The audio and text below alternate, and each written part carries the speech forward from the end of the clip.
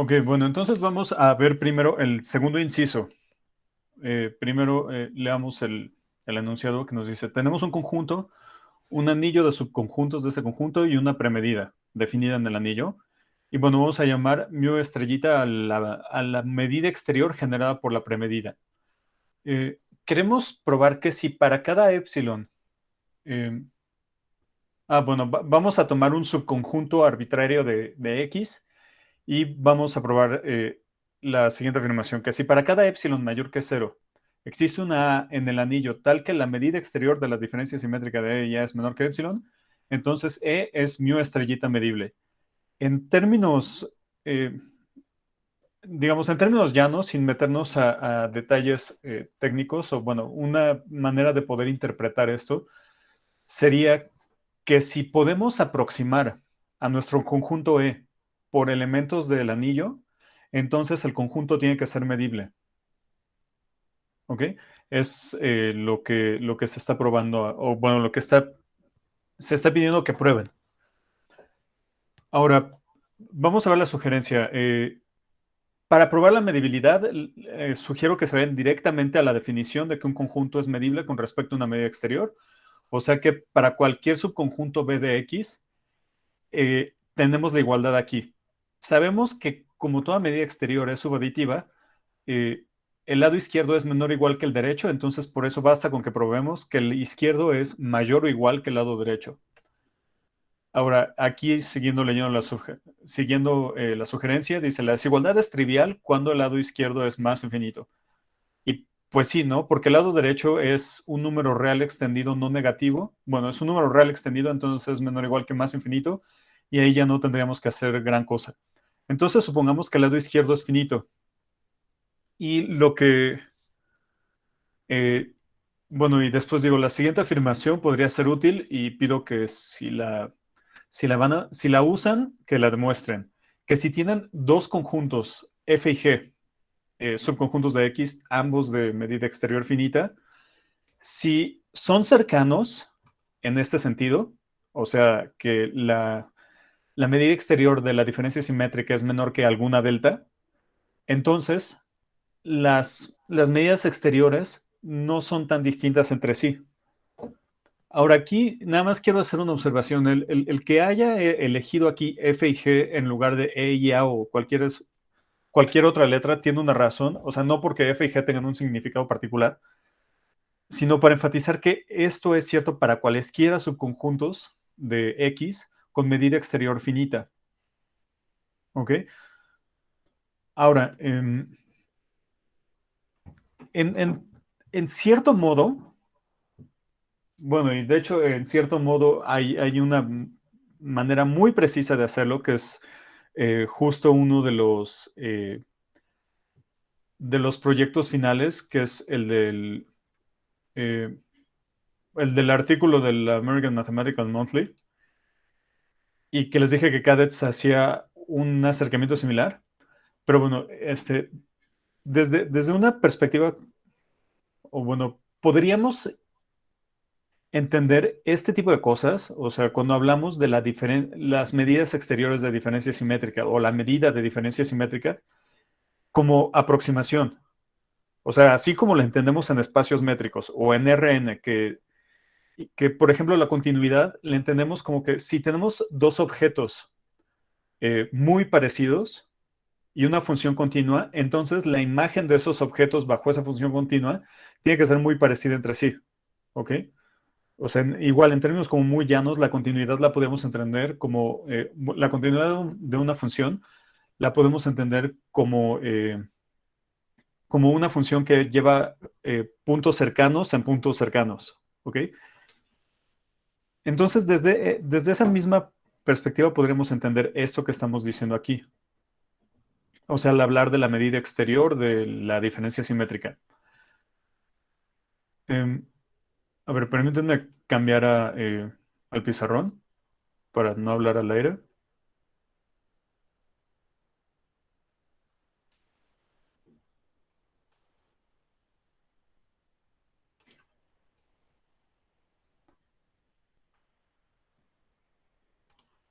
Em, ok, Sí, ya están viendo el pizarrón. Bueno, entonces, el objetivo es probar esto, que la medida exterior de B es mayor o igual que la medida exterior de B, intersección E, más la medida exterior de B menos C. O sea, eso es lo que queremos probar. Sabemos que podemos aproximar a B, perdón, a E por elementos de A. O sea, esto es, digamos, lo que queremos probar.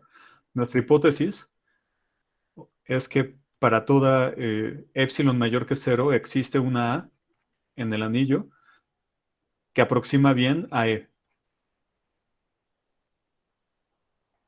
¿Ok?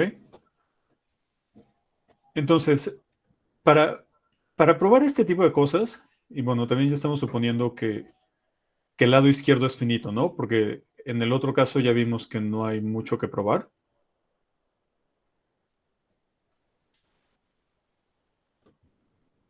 Ok, entonces queremos probar esta desigualdad para... eh, queremos probar esta desigualdad para, para E. O sea, B ya es un subconjunto de X arbitrario. Queremos ver que esto es cierto. Ahora vamos a ver qué es lo que sabemos. Sabemos que ocurre algo similar, no para E, pero sí para conjuntos muy parecidos a E. Y por eso me refiero a esto. ¿Ok? Y eso es porque una de las, eh, una de las consecuencias de todo el procedimiento del teorema de extensión de Caratteori es que el anillo está metido en la colección de los conjuntos que son mu estrella medibles. O sea, todos los elementos del anillo son mu estrella medibles. En particular, para toda A en A tenemos esto. Bueno, de hecho, hasta le podríamos quitar la estrellita, ¿no? Porque la restricción de mu estrella al anillo original coincide con la premedida con la que iniciamos. Entonces, esto es igual a... eh, es más, vamos a ponerlo así.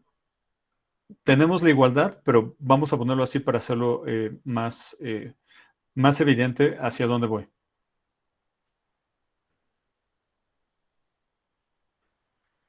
Esto es lo que sabemos. Lo que estoy escribiendo en blanco es algo que sabemos. Sabemos esto. Y también sabemos que podemos aproximar a E también como queramos por elementos del anillo. Ajá. Entonces, si de algún modo eh, tuviésemos que hay como cierta continuidad aquí, o sea, de nuevo esto, lo de la continuidad y todo eso, sí hay manera de hacerlo riguroso, pero lo estoy haciendo todavía como muy, pues, medio eh, poco formal a propósito, ¿no? O sea, es nada más para que traten de quedarse con esta idea que esto lo podemos ver como aproximación por conjuntos más sencillos que son los del anillo. Ahora, sabemos que en el anillo vale esto. Si de alguna manera eh, viéramos que hay como cierta continuidad en el lado derecho, entonces cuando tomamos un elemento A que se parezca ya mucho en estos términos de la medida exterior, de la diferencia simétrica, que ya se parezca mucho a E, entonces es de esperarse que esto, o sea, el primer sumando, ya se parezca mucho al primer sumando de arriba y que el segundo sumando se parezca mucho al segundo sumando de arriba. O sea, de nuevo, a lo que queremos llegar es a esta expresión del lado, perdón, que está en amarillo y que estoy señalando ahorita con el apuntador. Y lo que sabemos es que vale algo muy parecido, pero para conjuntos que nos permiten aproximar al conjunto de interés E. ¿Ok? Entonces, lo que hay que probar es que de algún modo pueden sacar cierto límite en esta expresión para poder concluir esta de aquí. ¿Ok? Ahora, eso digamos es como la idea general. No estoy dando una estrategia, bueno, en parte sí, pero todavía muy general. No hay nada particular. Pero ahora, ya para hacer las cuentas, recuerden una cosa, que si quieren probar esto, A y B son números reales. Hay veces que es muy complicado probar la desigualdad. Entonces, lo que hacemos es probar que para toda epsilon mayor que cero tenemos A mayor o igual que B menos epsilon. O si quieren, sí, B menos epsilon.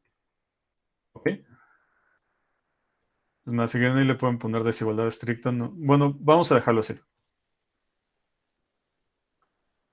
O sea, si probamos esto que estoy poniendo en un cuadrito, si esto es cierto, entonces esto que está señalando la flecha también es cierto. ¿Ok? Ahora, ya con esto me parece que pueden intentar avanzar con este ejercicio. Entonces, vamos a recapitular así muy, muy rápido. Lo que tenemos es, bueno, no voy a escribir todos los elementos, pero tenemos un anillo, una premedida, la medida exterior generada por esa premedida, y tenemos un subconjunto E de nuestro espacio con estas características.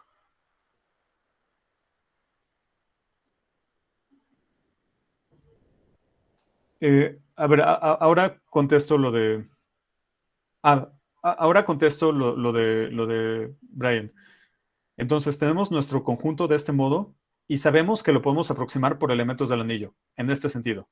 Queremos probar que si esto es cierto, entonces el conjunto es medible. Yo les estoy regalando la observación de que si, bueno, vamos a tomar un conjunto de X, si ese subconjunto de X arbitrario tiene medida infinita, medida exterior infinita, pues ya no hay nada que hacer, ¿no? La desigualdad es cierta. Si es finita, entonces ahí es donde tenemos que pensar un poco qué es lo que tenemos que hacer. Ahora, vemos qué es lo que queremos llegar. Bueno, vemos a dónde queremos llegar, que es esto que está en amarillo, y vemos qué es lo que sabemos de la relación que existe entre el anillo y la medida exterior generada por la premedida. Y es esto, o sea, sabemos que todos los conjuntos del anillo son medibles con respecto a esa medida exterior. En particular, tenemos prácticamente la expresión que estamos buscando, pero no para el conjunto que queremos. Ah, perdón, aquí hay un ligero error. Esto tiene que ser B. Esto es B, no es A. Ok, ahora sí. Eh, no tenemos, no tenemos lo que queremos, pero sí algo que se parece mucho. Ahora sabemos que podemos aproximar, que podemos aproximar a E por A, bueno, o sea, por elementos del anillo. Y lo que habría que ver es que si tenemos un elemento A que aproxime bien a E, entonces este término va a aproximar bien a esto y este término va a aproximar bien a esto. A eso me refiero que habría como cierto tipo de continuidad, ¿no? Entonces habría que probar eso. Hay un tecnicismo que les estoy dando en la sugerencia que les podría servir. Y, y bueno, y ya para hacer las cuentas, pues les sugiero que recuerden esta proposición, que supongo es la que nos dice Brian que está utilizando a diestra y siniestra sin hacer ninguna referencia. O sea, aquí no hay ningún problema si utilizan esto, ¿ok? Que si tenemos dos números reales y para toda epsilon mayor que cero, A es mayor o igual que B menos epsilon, eso implica que es mayor o igual que B. Eso sí lo pueden usar sin referencia, ¿no? No es necesario. ¿Ok? Perfecto. Bueno, entonces, bueno, voy a aprovechar esto también para observar algo. Supongamos que estamos hablando de X igual a los números reales y A, el álgebra que era generada por o bueno, el álgebra que consiste en las uniones finitas de intervalos de la forma uniones finitas de int de la forma alfa beta. ¿Ok? O sea, ya vimos esto y vamos a pensar que M es la de Lebesgue. ¿Ok? Nada más lo que quiero hacer es tratar de ver cómo luce este resultado en este espacio en particular.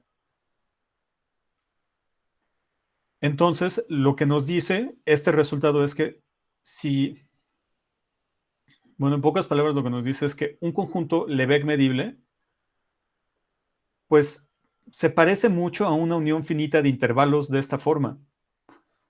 O sea, un conjunto Lebesgue medible puede ser muy raro y feo, ¿no?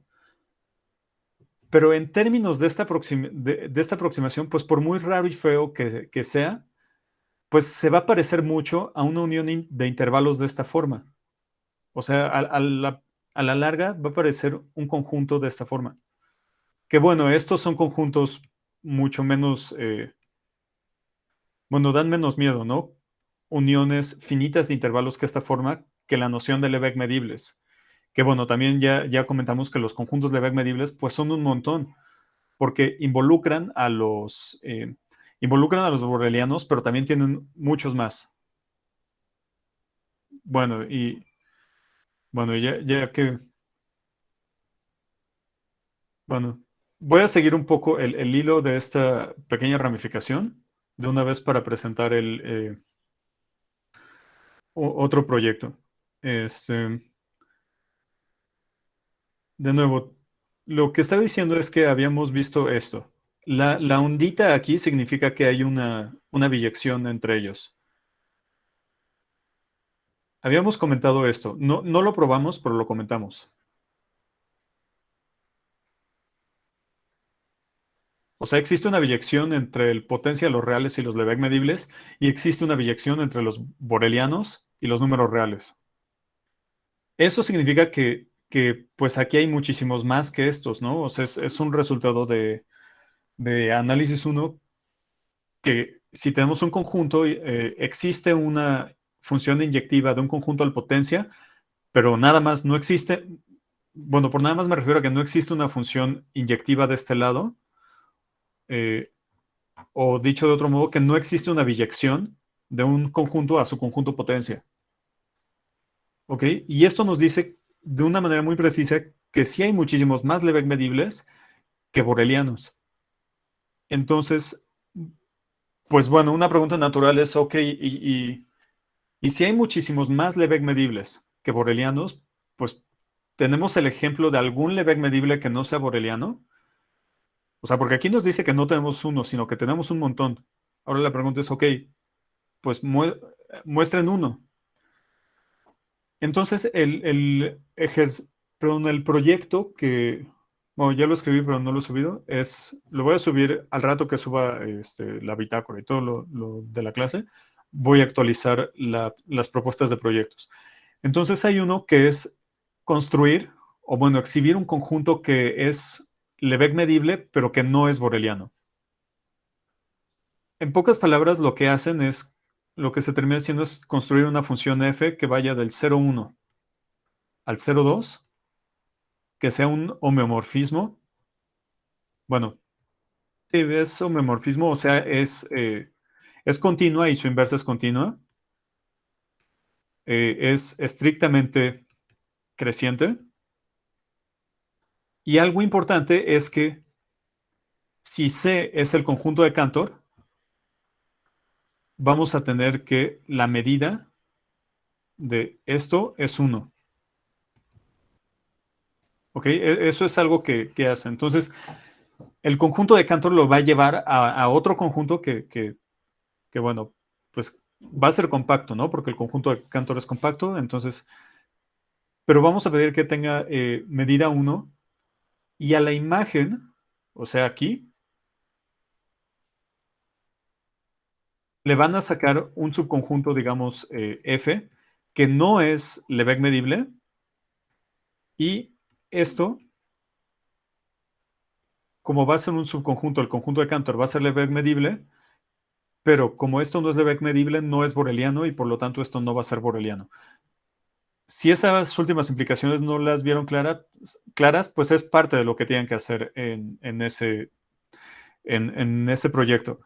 Ahí, de las especificaciones, creo que este es el único que estoy dando así como cosas muy precisas que sí me gustaría que hicieran, es ver cómo construir a la función que se llama escalera de Cantor, siguiendo el cadets.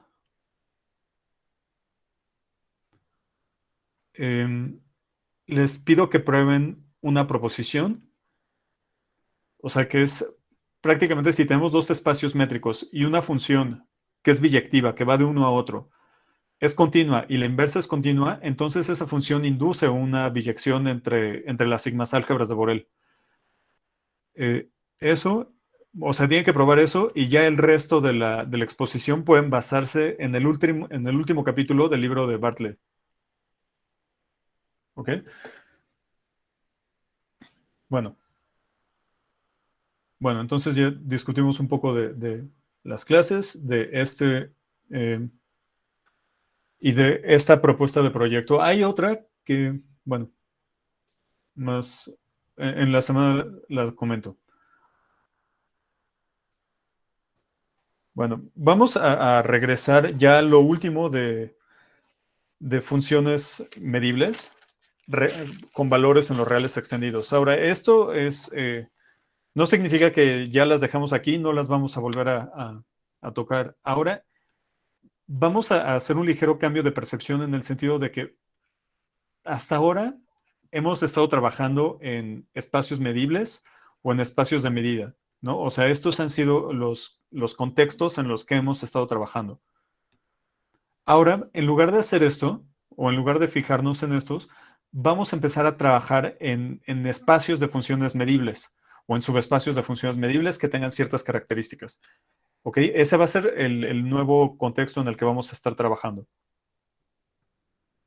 Entonces, cuando digo que esto es lo último que vamos a ver de funciones medibles con valores en R, bueno, de funciones medibles, me refiero a esta como estructura general. Y lo que sigue ya es empezar a hablar de ciertos subespacios o de ciertos subconjuntos de funciones medibles y empezar a definir la integral. Entonces, vamos a recordar esto. Funciones medibles con valores en los reales extendidos. Eh, el viernes dijimos que dado un espacio medible, digamos, XA, la colección esta de funciones medibles con valores en los reales extendidos, recordando que aquí le estamos dando la sigma álgebra de Borel, no es un espacio vectorial, pero sí comparte ciertas propiedades con esto, o sea, con las funciones medibles real valuadas. Y esas propiedades son que esto es cerrado bajo productos si tenemos dos funciones medibles, o sea, dos funciones medibles aquí. El máximo de ellas es medible, el mínimo es medible, es cerrado bajo límites puntuales. Si tenemos una sucesión de funciones aquí, entonces el supremo, el ínfimo, el límite superior y el límite inferior también están aquí. ¿Ok? Y además, algo importante es que vimos que en cierto modo podemos entender esto. Ahora, aquí quiero enfatizar el en cierto modo, porque si somos muy, muy quisquillosos, pues esto está mal, ¿no? Porque aquí estamos hablando de funciones que van de X a los reales, o sea, el codominio son los reales, y aquí estamos hablando de funciones que van de X a los reales extendidos. A lo que nos estamos refiriendo al escribir este tipo de cosas o al interpretar a este espacio como un subconjunto de este otro espacio, es que cuando tomamos una función que va de X a los reales extendidos y es medible, y que su imagen está enteramente contenida en los reales, entonces, si definimos bueno, esta restricción, pongamos f de x a r, dada por f de x igual a f de x, entonces f mayúscula pertenece a las funciones medibles de x a r. O sea, aquí le estamos dando la sigma álgebra de Borel de los reales y aquí la sigma álgebra de Borel de los reales extendidos. Eso es lo que, bueno, y de hecho es un sí solo sí, ¿no? Eh, si tenemos una función que va de nuestro espacio X a los reales y es medible, y tomamos la extensión pensando nada más que estamos extendiendo el codominio, entonces lo que nos queda es una función que es medible de X a los reales extendidos. ¿Ok?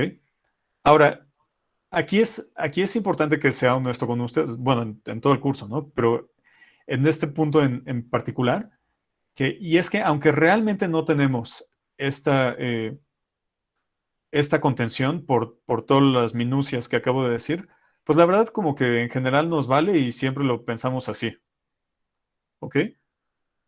O sea, no pensamos, ok, entonces ahora vamos a hablar este, de la extensión en donde extendemos el codominio y todo lo demás se queda igual. O sea, ese tipo de cosas no las hacemos. Eh, bueno, igual y gente que haga cierto tipo de procesos estocásticos así, pero en general no se hace, ¿no? Eh, aquí sí vamos a pensar en que si tenemos una función que es medible y va de X a R, pues va a ser medible también aquí. O bueno, también va a pertenecer en este conjunto. ¿Ok?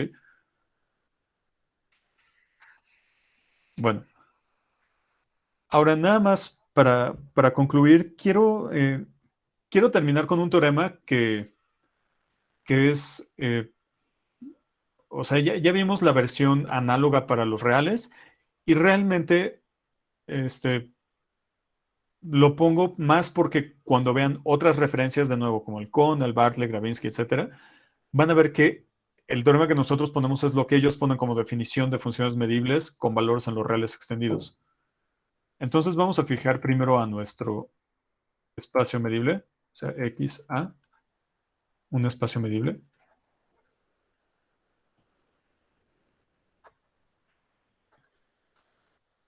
El teorema es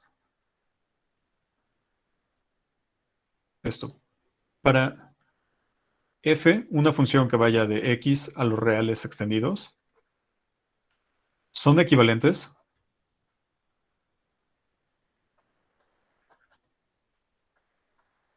Primero, que la función es medible.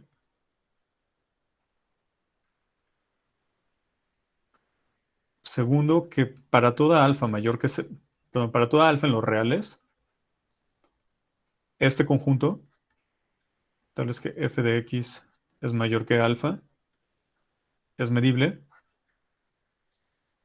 Luego, bueno, aquí estamos tomando a todos los rayos, los rayos abiertos que abren hacia la derecha. Ahora vamos a considerar a sus complementos. O sea, los rayos cerrados que abren hacia la izquierda. Bueno, aquí igual una cosa, lo estoy escribiendo así para que sea también más clara eh, la referencia con respecto a los libros que hemos dicho, porque esto también lo podremos escribir así. ¿Ok? Y el segundo lo podremos escribir así. Y por eso estoy hablando de, en el primer caso, de rayos abiertos que abren hacia la derecha, aquí de rayos cerrados que abren hacia la izquierda. Aquí vamos a hablar de rayos abiertos que abren hacia la izquierda.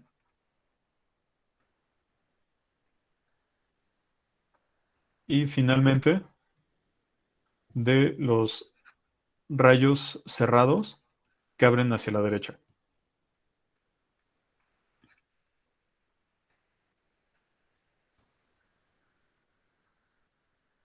Ok, aquí la demostración no la vamos a poner y es porque sigue del criterio de medibilidad de una función que dijimos. O sea que si tenemos una sigma álgebra y una familia de conjuntos que la genera, entonces F es medible, digamos, de X a Y. Y, B es una sigma álgebra de subconjuntos de Y. Entonces, esto es medible sí, solo sí, para toda C en C. Esta cosa es medible.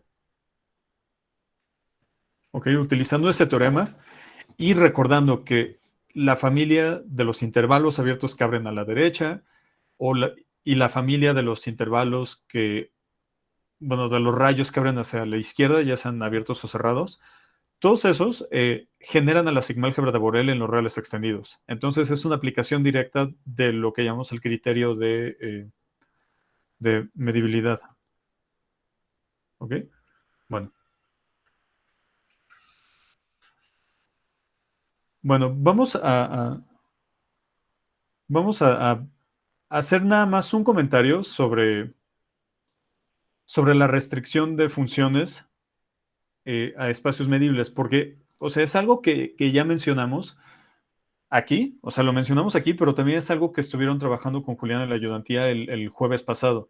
Él dio una serie de proposiciones y sus pruebas para probar, bueno, para resolver algunos problemas. Entonces, nada más vamos a poner el enunciado de los teoremas sin las pruebas. Entonces, restricciones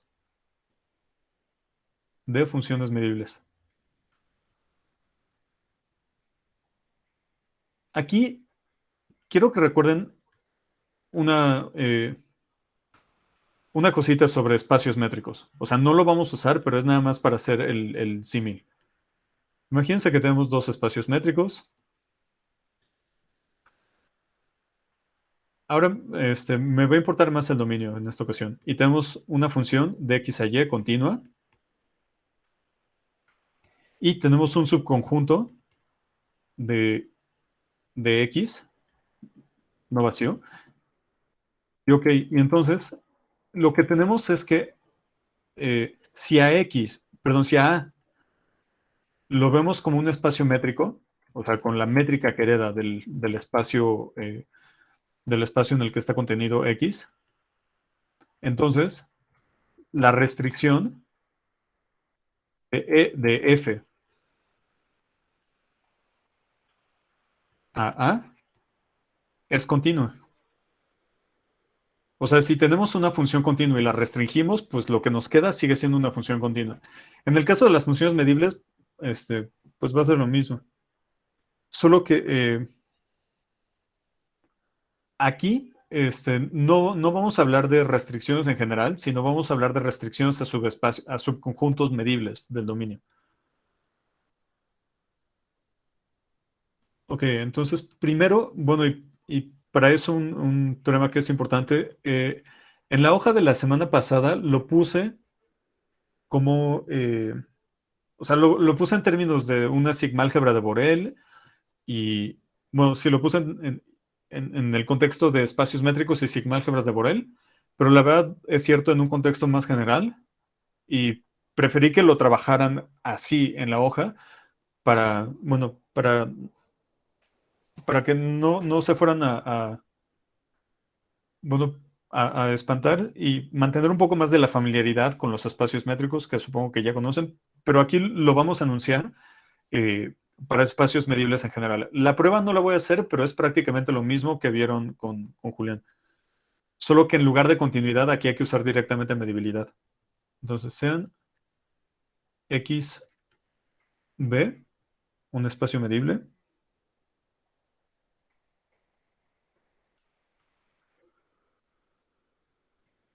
y,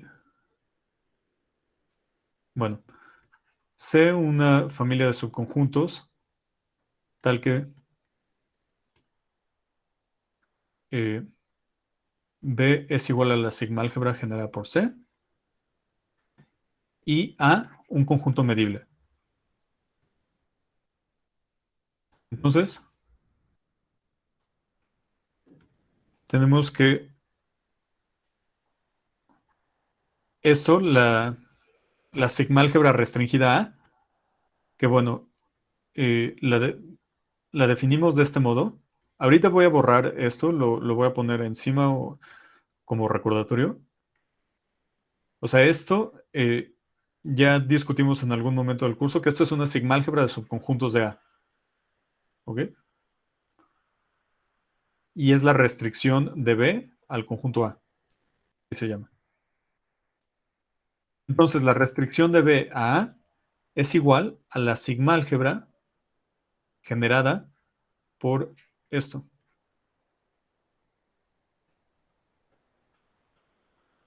Ahora, aquí quiero señalar que aquí el operador sigma-álgebra, o bueno, el sigma-álgebra generada, se refiere a las sigma-álgebras de subconjuntos de A.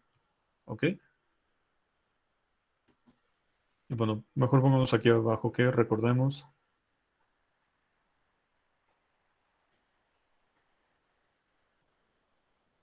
que BA es igual a esto. En la ayudantía probar, o bueno, usaron que la inclusión es una función, o sea, que si X es un espacio métrico, la inclusión, o sea, esta función a X, de hecho, así lo había puesto Julián, ¿no? Creo. Esto es una función continua. Bajo las hipótesis que tenemos aquí, pues no podemos hablar de continuidad, ¿no? Porque no le estamos dando una estructura métrica a X, o bueno, incluso topológica.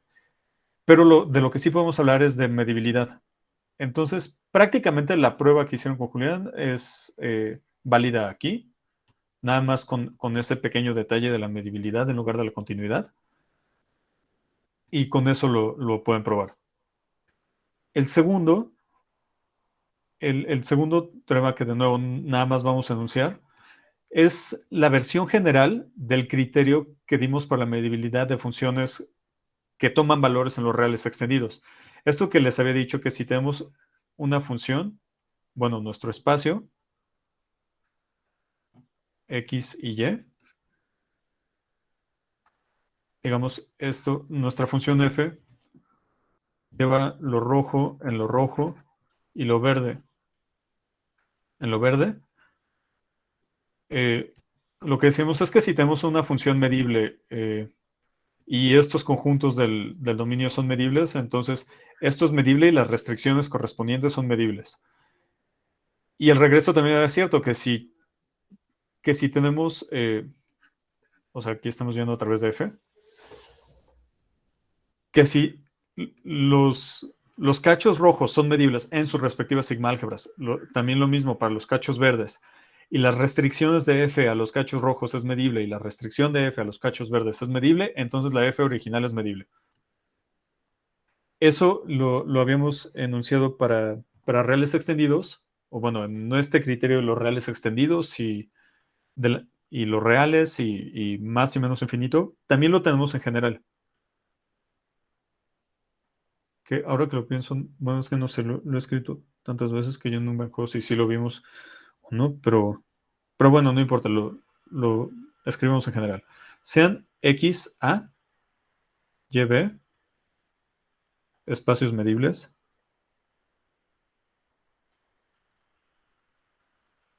O sea, aquí vamos a poner un montón de cosas. F, que vaya de X a Y. C y D,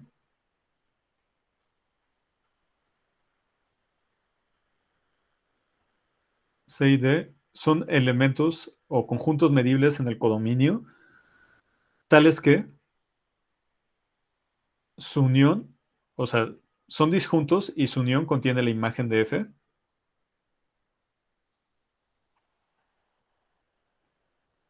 A es igual a la imagen inversa de C y B es igual a la imagen inversa de D. Ok, ahora, ¿son equivalentes? Bueno, y dotamos a B, C y D con las sigma-álgebras que vienen de la restricción de la sigma-álgebra del espacio en el que vienen. ¿Son equivalentes?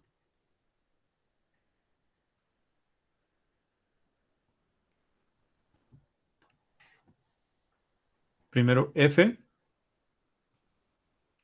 es medible. Y la segunda, aquí van a ser tres cosas. Primero, A y B están en A.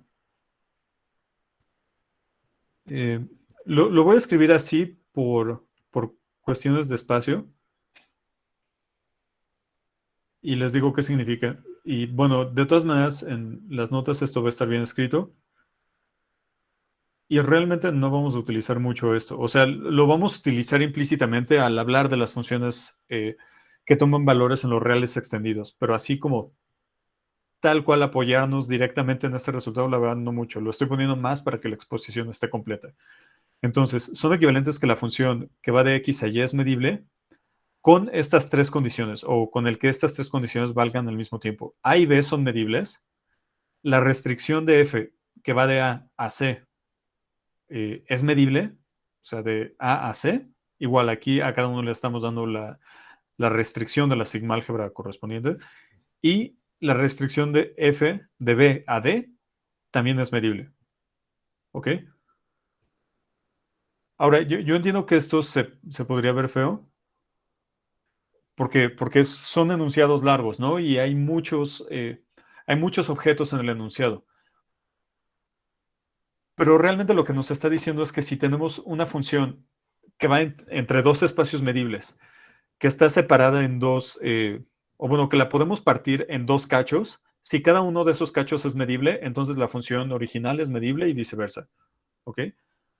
Ahora, toda esa parte de podemos partir en dos cachos, para hacerlo preciso, pues por eso aparecen tantas cositas aquí. ¿Ok? Bueno, ahora ya vamos a dejar por un segundo toda la teoría general de funciones medibles y vamos a enfocarnos en las que en las que toman valores en los reales extendidos. ¿Ok? Nos vamos a fijar en esas. Eh, sí, por un momento vamos a fijarnos en esas. Y lo que vamos a ver primero es que las podemos aproximar mediante funciones más simples que se llaman funciones simples.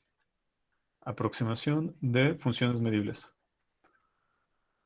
Ahora, aquí quiero recordar lo que comentamos al principio sobre sobre el ejercicio del examen. Que una manera de entenderlo es que si pensamos en los Lebesgue medibles, un conjunto es Lebesgue medible y solo si, aquí lo voy a poner así como, no de manera precisa, pero es casi una unión finita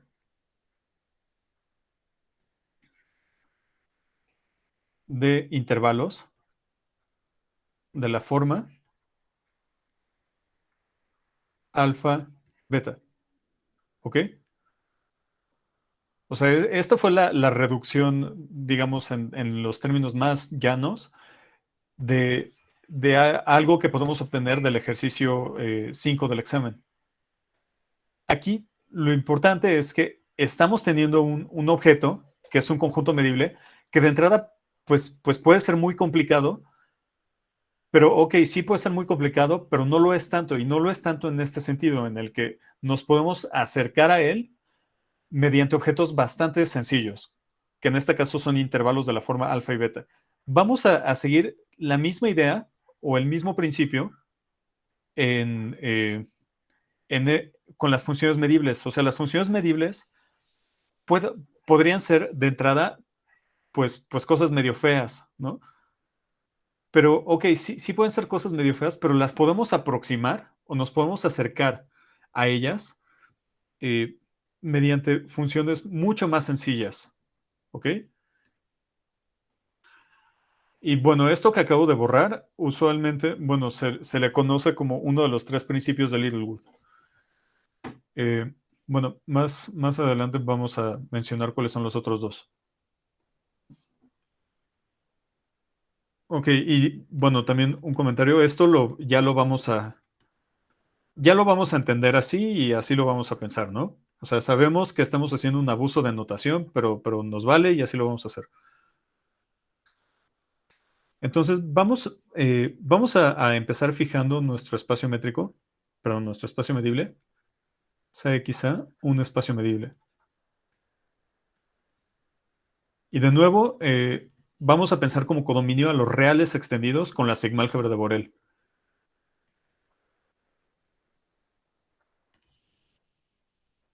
Bueno, vamos a definir qué es una función simple.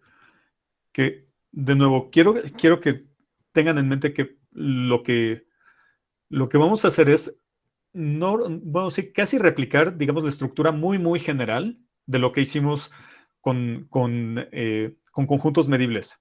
O sea, que tenemos un conjunto medible, bueno, un conjunto es medible si solo sí lo podemos aproximar por conjuntos sencillos que están fungiendo como nuestros bloques de construcción, ¿no? En el caso del examen fue los anillos.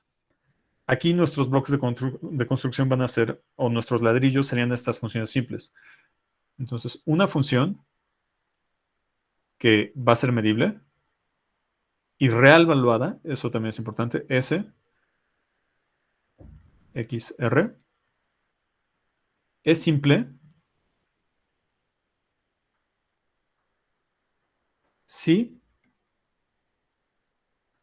eh, si su imagen es finita, o sea, si toma una cantidad finita de valores. ¿Ok? Y ahora llamamos, o bueno, denotamos S, X, a la colección, bueno, de una vez la voy a poner aquí respectivamente, S subíndice más, S, X, a la colección de funciones simples.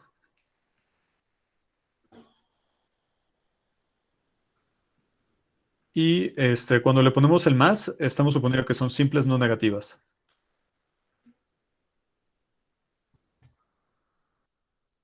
Simples no negativas. Y bueno, como lo hicimos en las funciones medibles,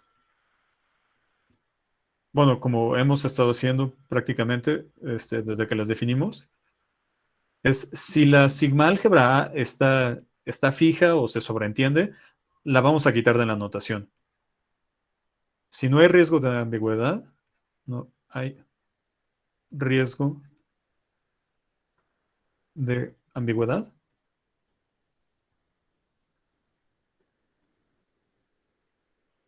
Escribimos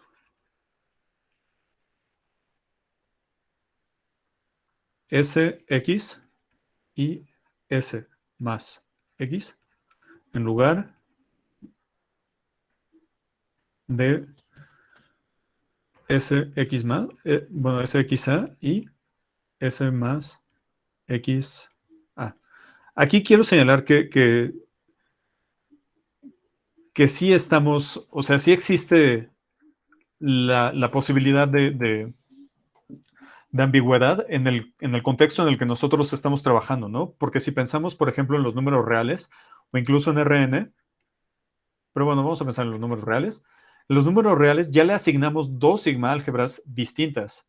Una de ellas es la sigma álgebra de Borel y otra de ellas es la sigma álgebra de Lebesgue, ¿ok? Y bueno, ya sabemos que esta sí está metida en esta, pero propiamente, o sea, son dos sigma álgebras distintas. Entonces, sí es probable que nos veamos en la necesidad en algún momento de especificar con qué sigma álgebra estamos trabajando. Hasta ahora nada más estamos trabajando con, bueno, cuando pensamos en los reales, son los reales extendidos como codominio, ahí la sigma álgebra que le damos es la de Borel. ¿Ok? Bueno. eh, entonces vamos a jugar un poquito con una función simple. Entonces ya fijamos nuestro espacio medible, entonces ya puedo hablar de función simple. Sea S una función simple que vaya de X a R. Bueno, una función simple. Ahora, su imagen es finita, o sea, toma una cantidad finita de valores. Entonces vamos a escribir, podemos enlistar a los elementos de la imagen, ¿no? Escribamos S de X. Vamos a ponerlo así, como alfa 1 hasta alfa n, igual suponiendo que cada alfa j es, o sea, que todas son distintas. Y definamos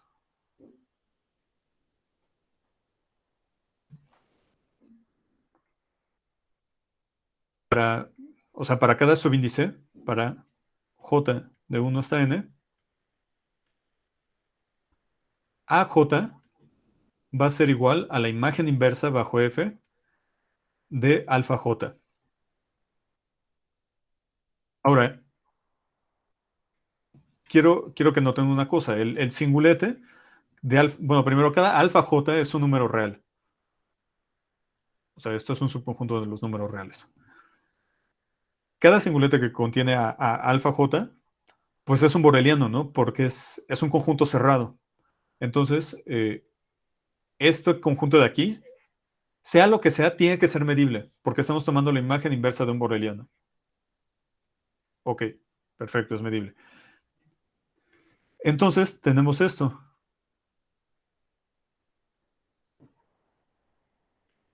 Primero, X lo estamos descomponiendo como una unión finita de conjuntos medibles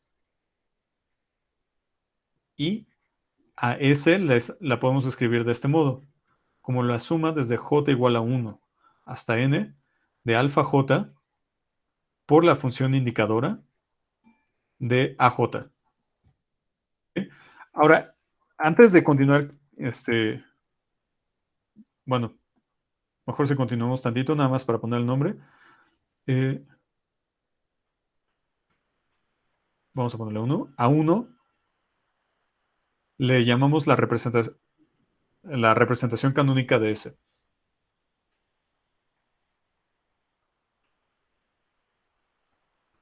La representación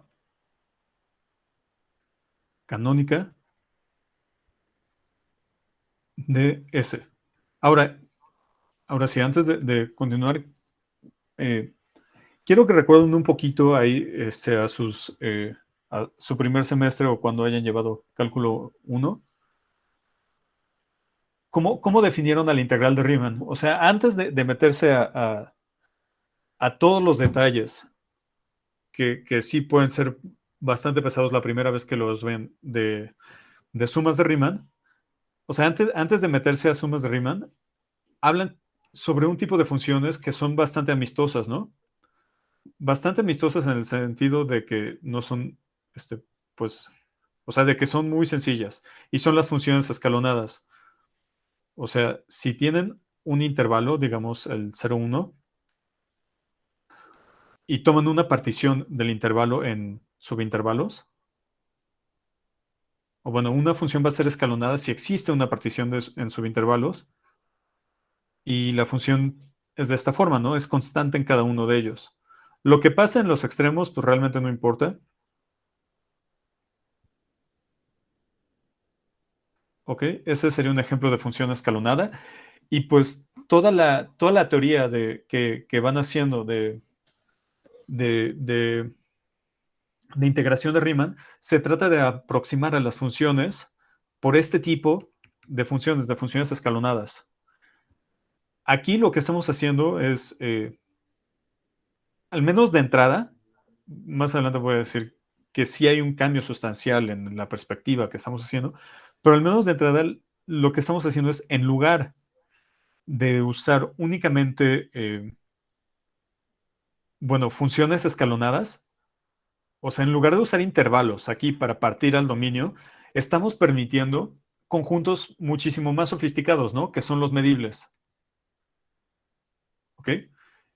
Entonces, una función simple, en cierto modo, bueno, las funciones simples van a jugar el papel que juegan las funciones escalonadas en la teoría de integración de Riemann. De nuevo, no estoy suponiendo que manejan al dedillo, por ejemplo, la integración de Riemann multivaluada que vieron en cálculo 4, sino lo digo nada más para ir haciendo como un símil. O sea, esta teoría no depende de la de Riemann. ¿Ok? Bueno, entonces esa es la representación canónica. Bueno, si estoy definiendo aquí, sí no puedo eh, poner abreviaturas. La representación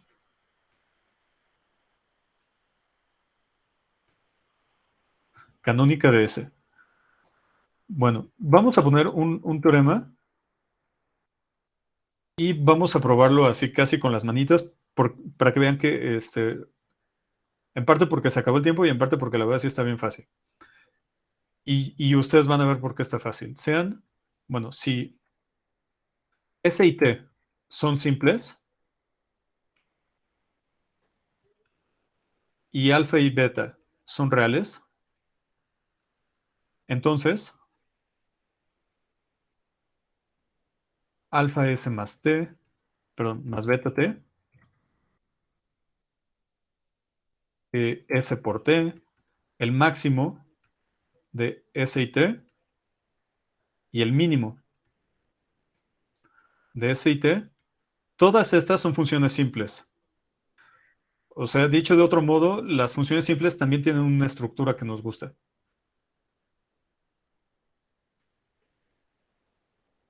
Ah, perdón, aquí se me pasó, aquí no va el R. ¿Ok?